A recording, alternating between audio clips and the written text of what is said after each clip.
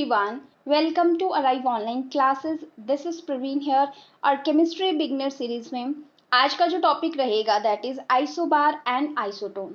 Students, मैं आपको बता दूं कि इस सीरीज में हम उन टॉपिक्स को लेते हैं जिनसे जो बेस है केमिस्ट्री का वो बनता है। एक्चुअली ये सीरीज स्पेशली बनाई उन लोगों के लिए है जिनके केमिस्ट्री के बेसिक्स वीक है या फिर वो केमिस्ट्री भूल चुके हैं। तो ये सीरीज जो है वो कंसेप्ट छोटी क्लासेस से शुरू कर रहे हैं जो कि बेस बनाते हैं केमिस्ट्री का। प्रीवियस जितने भी अभी तक हमने लेक्चर किए हैं वो कोरिलेट करते हैं दूसरे लेक्चर से। तो अगर आपने प्रीवियस लेक्चर्स नहीं देखे हैं तो आप प्लेलिस्ट सेक्शन में जाके chemistry for beginner series search करके ये टॉपिक्स वहाँ पे विजिट कर सकते हैं। तो आइए शुरू करते हैं आज का पार्ट। और आज का जो टॉपिक है that is isobar and isotone. Students, बता दूं ये जो आइसोबार और आइसोटोन टॉपिक यहाँ पे हमने लिया है, यहाँ से हम इसका कंसेप्ट देखेंगे कि एक्चुअली ये होता क्या है, कैसे एक दूसरे से कोरिलेट करते हैं। और दूसरा जो पूछा जाता है एग्जाम्पल्स, एग्जाम में आपसे एग्जाम्पल्स पूछे जाएंगे और यहीं से आपके क्वेश्चन ज्यादातर देखने को मिलते हैं। ये स्टूडेंट यहाँ से डेफिनेशन जो इसकी होती है कि एक्चुअली है क्या, वो भी कई बार पेपर में क्वेश्चन देखने को मिला है। अगर मैं बात करूँ कॉम्पिटिटिव एग्जाम में तो नीट और जेई को छोड़ के बेसिक क्वेश्चन जो यहाँ से आइसोटोप आइसोबार के बेसिक क्वेश्चन है वो तो यूजुअली जेई नीट में नहीं पूछते हैं बिकॉज वो काफ़ी हाई लेवल का पूछते हैं। बाकी कॉम्पिटिटिव एग्जाम, इवन ये क्लैरिकल एग्जाम है, कोई बैंकिंग के एग्जाम है, उनमें भी ये टॉपिक्स यहाँ से पूछे जाते हैं। तो चलिए शुरू करते हैं। पहली बात करते हैं आइसोबार होता क्या है। तो स्टूडेंट, इसमें ये बिल्कुल मैंने आपको लास्ट वीडियो में बताया था कि आइसोटोप के एकदम उल्टा होता है। ये कोई ऐसा एटम या फिर आप कह सकते हो कि एलिमेंट होता है जिसके पास इक्वल क्या रहेगा, इक्वल या फिर आप सेम वर्ड भी यहाँ पे यूज कर सकते हो। सेम क्या होगा उसके पास, मास नंबर, राइट, जिसको हम ए से लिखते हैं मास नंबर को। बट उसके पास जो एटॉमिक नंबर है यानी Z की वैल्यू है वो डिफरेंट नहीं होती है। यही इसकी डेफिनेशन है। और इसके बिल्कुल अपोजिट होता है आइसोटोप, जिसके पास एटॉमिक नंबर यानी Z सेम होता है आइसोटोप के पास और मास नंबर यानी कि ए की वैल्यू जो है वो डिफरेंट होती है। तो देखिए एग्जाम्पल देखते हैं हम। फॉर एग्जाम्पल यहाँ पे मैंने लिख दिया नाइट्रोजन 14 एंड कार्बन 14, राइट। अब हमें पता है कि नाइट्रोजन और कार्बन दोनों का Z की वैल्यू यानी कि एटॉमिक नंबर डिफरेंट होता है, ठीक है। और लेकिन आप देख पा रहे हो यहाँ पे जो लिखा जाता है वो मास नंबर होता है स्टूडेंट, वो क्या है, दोनों का सेम है, इसलिए ये आपस में दोनों आइसोबार है।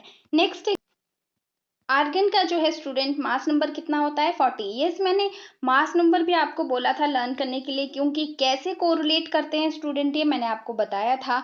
अभी इस एग्जांपल के बाद मैं आपको बताती हूँ। देखिए 18 होता है इसका Z की वैल्यू आर्गन की, और यहाँ पे पोटेशियम की जो वैल्यू होती है Z की वो 19 होती है, और दोनों का मास नंबर सेम है, इसलिए आपस में ये दोनों क्या है, आइसोबार हैं स्टूडेंट। नाउ स्टूडेंट, मैंने आपको कहा कि आपको मास नंबर लर्न करने हैं बाय जो कंसेप्ट मैंने आपको करवाया था, मोल कंसेप्ट, मॉलिक्यूलर मास हमने कैलकुलेट करना सीखा था, किस तरह से मॉलिक्यूलर मास एटॉमिक मास से कोरिलेट करता है और किस तरह से मोल कंसेप्ट इन सभी कंसेप्ट से कोरिलेट करता है। तो आपको जो है ये मास नंबर लर्न करना मैंने बताया था और टेबल भी मैंने बताया था और मैंने वो टेलीग्राम पे भी शेयर करा है शायद आप लोगों के साथ, तो वो आपको करना ही करना है लर्न। और अगर आपको ये टेबल देखना है तो आप एनसीईआरटी बुक्स में भी इसको फॉलो कर सकते हैं, आपको गूगल में भी इजीली मिल जाएगा। जो मोल कंसेप्ट वगैरह है यूजुअली स्टूडेंट को ये टफ लगते हैं कुछ स्टूडेंट्स को, लेकिन ये बहुत इजी है अगर आप देखेंगे इसको सिंप्लीफाई वे में। मतलब एक साइड से पढ़ना शुरू करोगे इजीली तो एकदम इजी लगता है। मैंने मोल कंसेप्ट भी इसी सीरीज में करवा रखा है, आप लोगों ने अगर प्रीवियस लेक्चर नहीं देखे हैं तो आप लोग प्लेलिस्ट में जाके देख सकते हैं।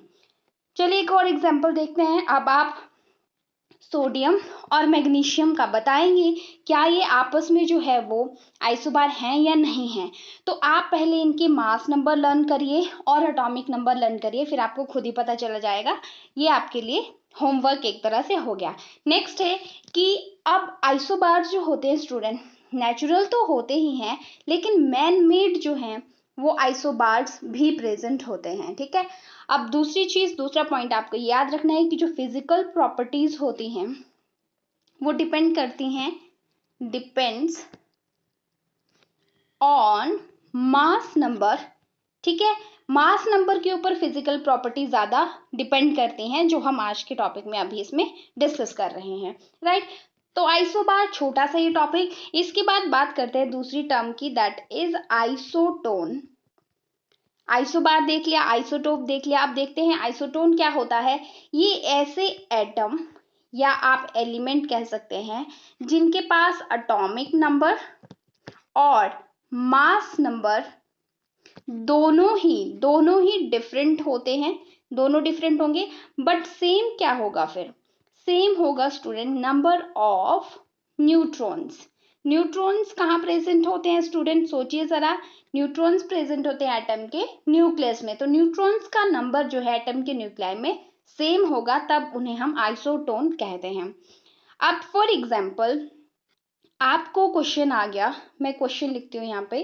क्वेश्चन इस तरह से पूछा गया कि आप बताइए क्या फास्फोरस और सिलिकॉन आपस में आइसोटोन है या नहीं, इस तरह के क्वेश्चन आते हैं पेपर में। तो अब आप क्या करेंगे, देखिए स्टूडेंट, यहाँ पे सबसे पहले आपको पता होना चाहिए इन दोनों का एटॉमिक नंबर, ठीक है। एटॉमिक नंबर की वैल्यू फॉस्फोरस का कितना होता है, पहले अगर आपको पता है तो खुद कैलकुलेट करिए, 15 होता है। और सिलिकॉन का स्टूडेंट कितना होता है, दैट इज 14। नाउ अब दूसरा में क्या पता होना चाहिए, इनकी ए की वैल्यू यानी कि मास नंबर। तो फॉस्फोरस का मास नंबर होता है 31, वेयर एज सिलिकॉन का होता है 30। ओके, अब देखिए यहां से आपको पता लग रहा है अब आपको नंबर ऑफ न्यूट्रॉन निकालने की भी जरूरत नहीं है, बिकॉज देखो आपको ये लग रहा है पता, ना तो इन दोनों का एटॉमिक नंबर सेम है, ना ही इनका मास नंबर सेम है। तो ये तो आपको कंफर्म हो गया कि इनकी ए और जेड की वैल्यू दोनों दोनों डिफरेंट हैं। तो इट मीन्स आपकी जो डेफिनेशन है आइसोटोन की वो फॉलो कर रहे हैं। दूसरी स्टेटमेंट देखी थी कि डिफरेंट उनमें क्या होता है, नंबर ऑफ न्यूट्रॉन्स होते हैं। तो अब नंबर ऑफ न्यूट्रॉन्स कैसे फाइंड आउट करते हैं, देखो ए की वैल्यू यानी मास नंबर होता है equal to proton plus neutron.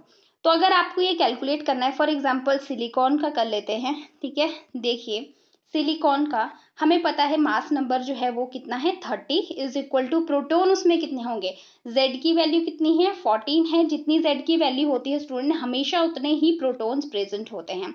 तो यहाँ पे क्या लिख देंगे हम, प्रोटॉन की वैल्यू 40 लिख देंगे, प्लस यहाँ पे न्यूट्रॉन्स। अब न्यूट्रॉन्स हमें पता नहीं है, अब देखिए यहाँ अगर ले जाएंगे इसको तो कितनी वैल्यू आ जाएगी स्टूडेंट, 16 आ जाएगा, ठीक है। तो सिलिकॉन के लिए 16 आ गया। चलिए दूसरा देखते हैं, दूसरा हमारे पास फॉस्फोरस था, दूसरा एटम क्या था, फॉस्फोरस। वैसे ही एटॉमिक नंबर जो है इसका कितना 15, यानी कि प्रोटॉन 15 होंगे। और स्टूडेंट इसमें ए की वैल्यू यानी कि मास नंबर 31 दे रखा था, तो हम लिख देते हैं 31 इज इक्वल टू प्रोटॉन की वैल्यू 15 एंड प्लस न्यूट्रॉन। अब न्यूट्रॉन फाइंड आउट करने के लिए हमें हमारे पास इससे इसको 31 से 15 माइनस कर लेंगे, 16 आ जाएगा। तो दोनों के लिए न्यूट्रॉन की वैल्यू कितनी आ गई स्टूडेंट, हमारे पास न्यूट्रॉन आ गए दोनों में 16। तो अब आपको यहाँ से पता लग रहा है कि 16 सेम, तो इसके पास क्या है, सेम न्यूट्रॉन है, बट डिफरेंट क्या है इसमें, एटॉमिक नंबर और मास नंबर दोनों ही डिफरेंट है। और ये ओबे करता है किस रूल को, जो डेफिनेशन है आइसोटोन की, इसलिए ये फॉस्फोरस और सिलिकॉन आपस में आइसोटोन है। अब आपको मैं एग्जांपल लिख देती हूँ, आप खुद कैलकुलेट करो। सोडियम एंड मैग्नीशियम, और यहाँ पे लिख देती हूँ मैं second, that is chromium and phosphorus. आप इनको खुद कैलकुलेट करिए। आपको सबसे पहले मैंने स्टार्टिंग की जो वीडियोस करवाई हैं तभी मैंने आपको कहा है कि केमिस्ट्री शुरू होती है जो सब एटॉमिक पार्टिकल्स है, यानी कि वहीं से प्रोटॉन, इलेक्ट्रॉन और न्यूट्रॉन, ये तीन चीजें आपको कहीं ना कहीं आके जो है वो काम आती हैं। चाहे आपने कोई रिएक्शन करना है तब आपको देखना है कि कितने इलेक्ट्रॉन गए, आयन बन गया तो आपको देखना है कि कितने वहां पे पॉजिटिव चार्ज क्यों आए, नेगेटिव क्यों आए, तो नंबर ऑफ इलेक्ट्रॉन कैलकुलेट करेंगे, मास नंबर में काम आ रहे हैं। हर जगह पे मतलब कहीं ना कहीं इनका इस्तेमाल हो रहा है, तो इनके बारे में नॉलेज सबसे पहले प्रीवियस वीडियोस में मैंने बताई है, उसको करिए। उसके बाद ही जो है आप आगे जाके इन कंसेप्ट को करेंगे। क्योंकि मैंने पहले भी कहा कि कुछ स्टूडेंट ऐसे भी हो सकते हैं जो मान लीजिए एमएससी केमिस्ट्री होंगे, तो इन्हें ये टॉपिक बिल्कुल ही बेसिक लगते होंगे, बट ये सीरीज केमिस्ट्री फॉर बिगनर है, तो उनके लिए बहुत हेल्पफुल है, जो कि केमिस्ट्री में बहुत वीक है या फिर जिनकी केमिस्ट्री बहुत लंबे समय से छूट चुकी है, उनके लिए दोबारा से कंसेप्ट जो है वो रिवाइज करना एक तरह से उनके लिए बेनिफिशियल है। तो स्टूडेंट्स, आज की ये 2 टॉपिक, मिलते हैं हम नेक्स्ट वीडियो में। और मैं बता दूं आपको, नेक्स्ट वीडियो का टॉपिक हमारा ऑक्सीडेशन नंबर रहने वाला है। किस तरह से ऑक्सीडेशन नंबर कैलकुलेट करते हैं और ये होता क्या है, इसके बारे में हम क्वेश्चंस करेंगे। स्टूडेंट्स, ये है हमारा चैनल। अभी तक आप देख पा रहे हैं यहाँ पे 756 वीडियोस हम अपलोड कर चुके हैं। अब इनमें से क्या चीज़ें इंपॉर्टेंट है, क्या नहीं इंपॉर्टेंट है, वो मैं आपको बताने वाली हूँ। चलिए प्लेलिस्ट सेक्शन में चलते हैं। स्टूडेंट, ये है प्लेलिस्ट सेक्शन। यहाँ पे मैं आपको बता दूं कि आपको क्या चीज़ें पढ़नी है। यहाँ पे ये अभी मैंने एक वीडियो यहाँ पे डाला है इस प्लेलिस्ट में।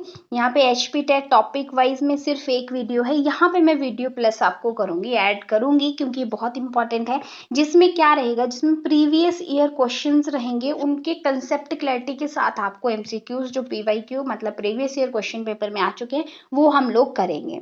आफ्टर दिस, ये है स्टूडेंट 2022 के लिए, ये फिजिक्स सेक्शन के लिए है, आपके लिए इंपॉर्टेंट नहीं है जो अभी हमारी यस प्लांट फिजियोलॉजी अगर आपको नहीं आती है, ठीक है, गड़बड़ है आपकी, तो इसमें क्वेश्चंस भी मैंने करवा रखे हैं।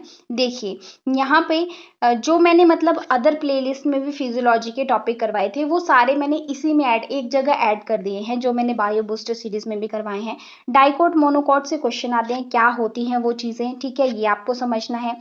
C3 C4 प्लांट आपको अंडरस्टैंडिंग, देखो छोटी छोटी वीडियो 4 मिनट की है, तो आपका टाइम भी सेव हो जाएगा और आपको चीज़ें समझ भी आने लगेंगी।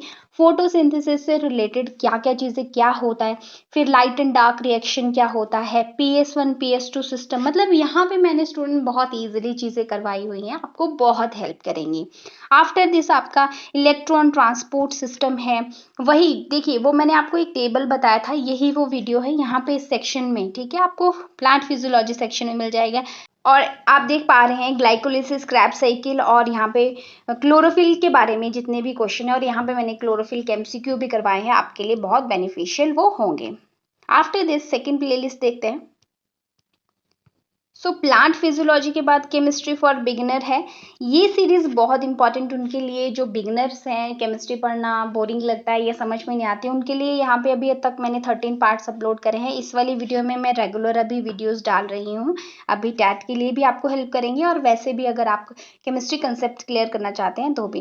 केमिस्ट्री के एमसीक्यू के लिए यहाँ पे आपको वीडियोज मिलेंगी, जिसमें जो एमसीक्यू हम एक्चुअली करते हैं स्टूडेंट्स, उस एमसीक्यू का जो कंसेप्ट होता है वहां से भी हम क्वेश्चन करते हैं, तो एक एमसीक्यू में आपके 5 से 6 क्वेश्चन निकल के आते हैं, इसलिए ये भी आपके लिए बहुत इंपॉर्टेंट है। नेक्स्ट ये मैथ्स की है, फिजिक्स की है, जो आपके लिए नहीं है। हाँ, यहाँ पे बायोलॉजी एमसीक्यू रिवीजन, जो हमने एक एमसीक्यू डेली करते हैं, उस एमसीक्यू का लास्ट टाइम रिवीजन, यानी 30 एमसीक्यू जब हो जाते हैं उसका रिवीजन, यहाँ पे ये वीडियोस भी आपके लिए बहुत हेल्पफुल रहेंगी। आफ्टर दिस यहाँ पे टीजीटी कमीशन के लिए है, जो कि अभी आपके लिए इंपॉर्टेंट नहीं है। Yes, this series is very very important. Daily biology important questions यहाँ पे अपलोड होते हैं।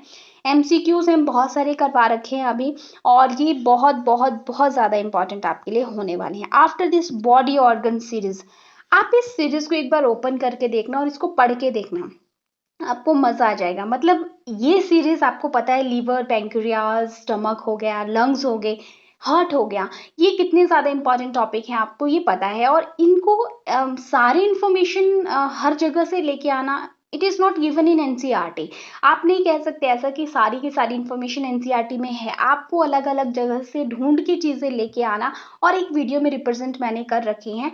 आप इस वीडियोस को, इस प्लेलिस्ट की जो वीडियो है उनको देखेंगे, आपको ज़रूर जो है एक मतलब सेटिस्फेक्शन इस चीज़ से होगा कि नहीं, टॉपिक आप सेटिस्फाई होंगे कि टॉपिक की पूरी नॉलेज आपको मिल पाई है। ये प्लेलिस्ट मैंने इस तरह से डिज़ाइन करा है, और बहुत मेहनत मैंने इस प्लेलिस्ट में करा है। केमिस्ट्री की प्रीवियस ईयर क्वेश्चंस करवाए हैं एचपी टैट के, विच इज़ इम्पॉर्टेंट। आगे मैंने पोइट्री लिखी थी। Yes, top 100 NCERT plus 2 class के वीडियोस हैं इसमें, चैप्टर्स जो हैं मैंने करवाए हैं। जैसे कि मान लीजिए, मैं आपको प्लेलिस्ट ओपन करके दिखा देती हूँ। फॉर एग्जांपल ये चैप्टर 1 के हैं, 100 क्वेश्चन वैसे कुछ चैप्टर छोटे होते हैं, उनमें से 100 क्वेश्चन नहीं बन पाए हैं। ये सेक्सुअल रिप्रोडक्शन फ्लावरिंग प्लांट का है, ह्यूमन रिप्रोडक्शन भी कर चुके हैं, रिप्रोडक्टिव हेल्थ है स्टूडेंट, ये भी हो चुका है, principle of inheritance variation 5th chapter भी हो चुका है, एंड योर 8th चैप्टर है वो भी कर लिया है। अगर आपके पास टाइम नहीं है तो अगर आप एनसीईआरटी को खुद नहीं पढ़ना चाहते तो यहाँ पे आपको क्वेश्चन जो है वो बने बनाए मिलेंगे, आप इसको भी फॉलो कर सकते हैं। ठीक है, अभी टाइम कम है इसलिए। After top 100 NCERT target HP TET biology section, जो कि हमने स्टूडेंट्स लास्ट ईयर जो है वो करा था 21 में। ये सेक्शन तो बहुत इंपॉर्टेंट आपके लिए होने वाला है। इसकी जो एंड वाली वीडियो है पेपर के टाइम बैक टू बैक हमने करी थी बहुत। केमिस्ट्री कैप्सूल सीरीज को आप कर सकते हैं, इसमें केमिस्ट्री करी थी लास्ट टाइम टैट के लिए। बायोमोलिक्यूल की सीरीज है, ये नोटिफिकेशन एंड सिलेबस के बारे में यहाँ पे वीडियोज रहती हैं। And one more, bio booster series को मत छोड़ना, ठीक है। ये छोटी छोटी वीडियोस इसमें होती हैं स्टूडेंट। इस प्लेलिस्ट में कंसेप्ट ऐसे होंगे कि जो आपको बहुत इंपॉर्टेंट, बहुत ज़्यादा इंपॉर्टेंट आपके लिए होते हैं। फॉल्स फीसिस वाले क्वेश्चन जो हैं वो आते हैं, सेल डिवीजन वाले आते हैं, वेनेशन वाले क्वेश्चन हैं, डिसऑर्डर्स यहाँ पे हैं, आप देख पा रहे हो। देखो जिस तरह के इंपॉर्टेंट क्वेश्चन जो हैं स्टूडेंट, रेप्लिकेशन ऑफ डीएनए, ये फोटोसिंथेसिस वाले जो फिजियोलॉजी की पोर्शन था वहां से मैंने इसको अलग कर दिया हुआ है। ये सारे क्वेश्चन स्टूडेंट बहुत बहुत इंपॉर्टेंट है, मतलब ये प्लेलिस्ट भी आपने स्किप बिल्कुल नहीं करनी है, right. And after bio booster series, ये है बायोलॉजिकल क्लासिफिकेशन से जो चीज़ें मैंने करवा रखी हैं। अगर आप इसको देखना चाहते हैं तो ये भी देख सकते हैं। और टॉप 100 एनसीईआरटी चैप्टर कुछ मैंने +1 के भी करवाए हैं, ये भी आप देख सकते हैं। ये आपका टाइम सेव करेगी, जो टॉप 100 वाली वीडियो है वो आपके टाइम सेव करेगी, क्योंकि क्वेश्चन बने बनाए इसमें हैं। एनिमल किंगडम को आपको डिटेल में पढ़ना है तो आपके पास ये वाला प्लेलिस्ट है, इसमें सारे ही क्वेश्चन मैंने मतलब ये पॉइंट्स की फॉर्म में बना रखे हैं, तो ये भी आपके लिए इंपॉर्टेंट होगा।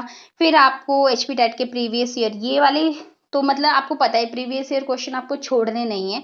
यहाँ पे पेपर करवाने का मेरा तरीका थोड़ा सा अलग होता है कि मैं हर एक ऑप्शन से क्वेश्चन बताती हूँ और कंसेप्ट भी साथ में लेके चलती हूँ, तो आप इसको फॉलो कर सकते हैं।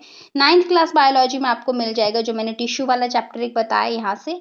और ये कुछ अदर प्लेलिस्ट है 10th क्लास के और ह्यूमन फिजियोलॉजी की, अगर आपको देखनी है प्लेलिस्ट तो लास्ट में अवेलेबल है ये सारी प्लेलिस्ट। अब मैं आपको बताती हूँ कि आपके लिए जो द मोस्ट इम्पॉर्टेंट है। मान लीजिए आपके पास टाइम नहीं है, समय कम है, आप बिजी रहते हैं दिन भर, तो अब आपको करना क्या है। अब आपको यूट्यूब से, चैनल से किस तरह से हेल्प मिलेगा, आपको +1 और +2 की जो टॉप 100 एनसीईआरटी वाले क्वेश्चंस हैं, जो आपको चैप्टर वाइज करवाए हैं, उनको देखना है। बने बनाए क्वेश्चन वहाँ पे हैं। इसके बाद फिजियोलॉजी बहुत इंपॉर्टेंट है स्टूडेंट। फिजियोलॉजी के लिए आपको प्लांट फिजियोलॉजी, एनिमल फिजियोलॉजी दोनों की प्लेलिस्ट अलग अलग बनी है, उनको करिए। फिर इसके बाद आप करिए बायो बूस्टर सीरीज। काफ़ी टाइम से मैंने इसमें भी कोई वीडियो डाली नहीं है, बट ऑलरेडी इसमें काफ़ी ज़्यादा पार्ट्स बन रखे हैं। ये बहुत इंपॉर्टेंट है, इसको पढ़िए आप। इसके बाद स्टूडेंट बॉडी ऑर्गन सीरीज मत छोड़ना, इसे बॉडी ऑर्गन की सीरीज है उसे करिए।